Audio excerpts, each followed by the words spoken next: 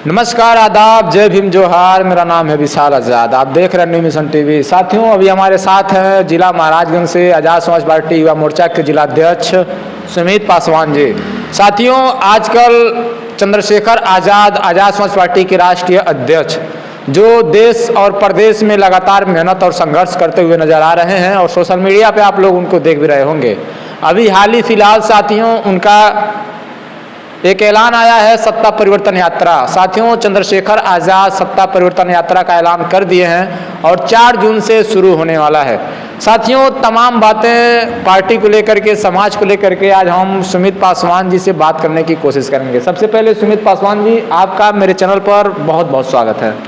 आपका बहुत बहुत धन्यवाद मैं करता हूँ।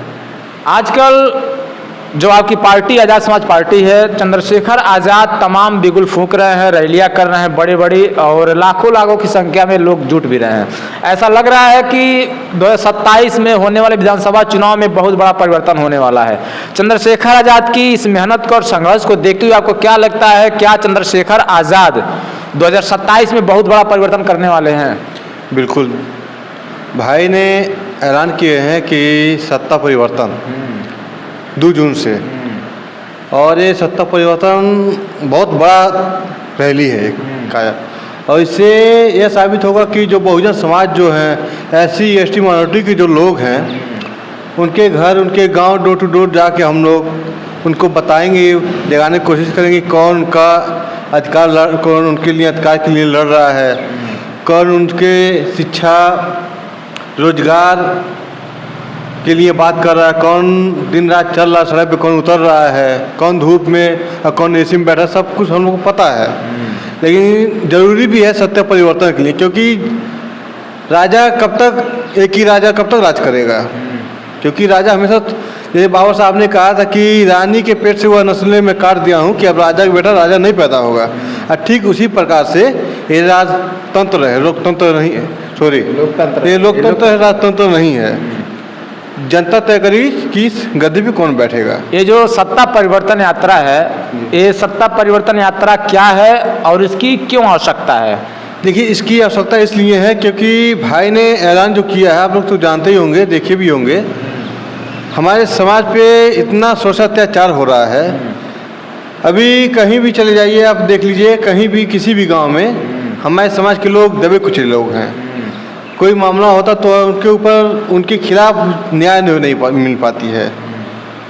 और जो विरोधी होते हैं, हमारे समाज के लोगों को आवाज़ नहीं सुनते हैं लोग। क्यों नहीं सुनते हैं? सत्ता में वो लोग हैं, हक अधिकार है, संविधान ने हमको अधिकार दिया, तो फिर उस लोग सुनेंगे क्यों नहीं? संविधान तो अधिकार दिया सबको बराबर का, लेकिन क्या जो मनुवाद का जो विचारधारा है, ये तालमेल अम्बेडकरवादी से नहीं बनती है। क्योंकि ब्राह्मणवाद जान गए हैं कि अम्बेडकरवाद अब जाग गई है, और बहुजनों की जो बात करेगा वही इस देश पे राज करेगा।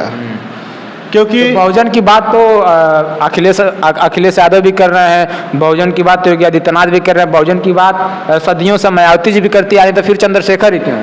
तो ये बात करने में और साथ देने में बहुत अंतर होता है। क्यों योगी आदित्यनाथ, अखिलेश यादव और मायावती जी साथ नहीं दे रहे हैं? आप कहीं हमको दिखा दिए, कोई बहुजन, कोई समाज पे, कोई दलित की समाज पे कोई अत्याचार हुआ तो कोई ट्वीट किया, कोई न्याय के लिए कोई आदेश उठाए हैं, आवाज़ उठाए हैं, कोई हमको बता दीजिए आप।